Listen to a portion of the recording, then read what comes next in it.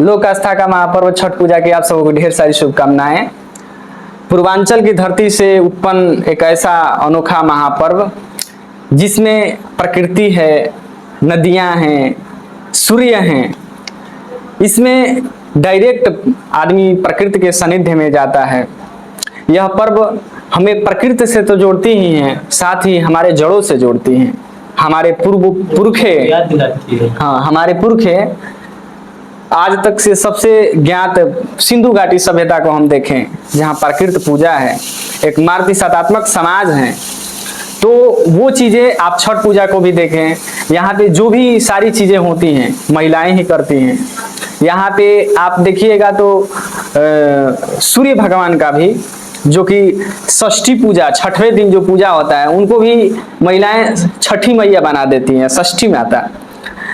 और आप गौर कीजिएगा तो इसमें जो गीत गाया जाता है, आप कभी ध्यान से सुनिएगा तो जो औरतें गीत गाती हैं कि बेटा नहीं मांगती हैं, वो कहती हैं कि रुनकी झुनकी के बेटी मांगी ले, पढ़ल पंडितवा दमादे छठी मैया। तो एक तरह से आज के समाज जो और सारे हमारा जो समाज है, प्रति सत्तात्मक जो समाज है, उसके विपरीत एक मातृसत्तात्मक समाज का एक उद्घोष है छठ का पूजा।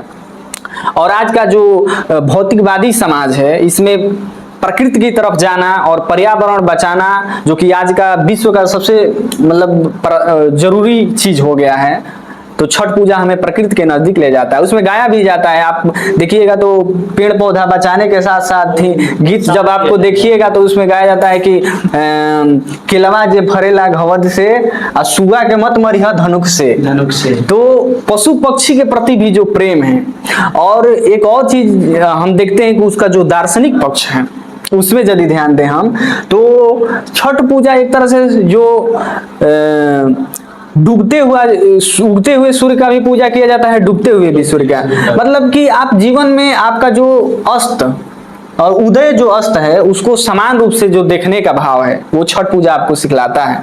और साथ ही एक और आपको संदेश देता है कि भाई साहब, अस्त होने के बाद फिर उदय भी होता है, उसका एक उम्मीद भी है कि नहीं? हाँ, तो उसका एक उम्मीद भी है। तो छठ पूजा बहुत ही एक महापर्व है, एक अनोखा पर्व है। और भी सारे हम लोग जो पर्व मनाते हैं, इसकी मान्यताएं जो अलग अलग धर्मों में अलग अलग तरह की देखी जाती है। अगर हम हिंदू धर्म देखें तो उसमें सीता माता से जोड़ के बताया जाता है, कर्ण से। और यदि आप बौद्ध धर्म में जाएं तो उसकी मान्यताएं अलग होती है, उसमें भी पुत्र प्राप्ति के लिए स्तूप बना के महिलाएं पूजा करती हैं। तो वो सारी चीजें देखने को हम लोगों को मिलता है। तो मैं सोच रहा हूँ कि आपको गीत सुनाऊं कि एक महिला जब शुरू पूजा करती है तो कहती है कि हे माता, आप ही के भरोसे मैं ये पर्व कर रही हूँ, अब जो गलती होगा उसको क्षमा कीजिएगा। तो कहती है, एक गीत याद आ रहा है मेरे को। पहिले बानी कैले छठी मैया बरत तोहार, कुछ पूजन विधिया न जानी, मैया करी उधार।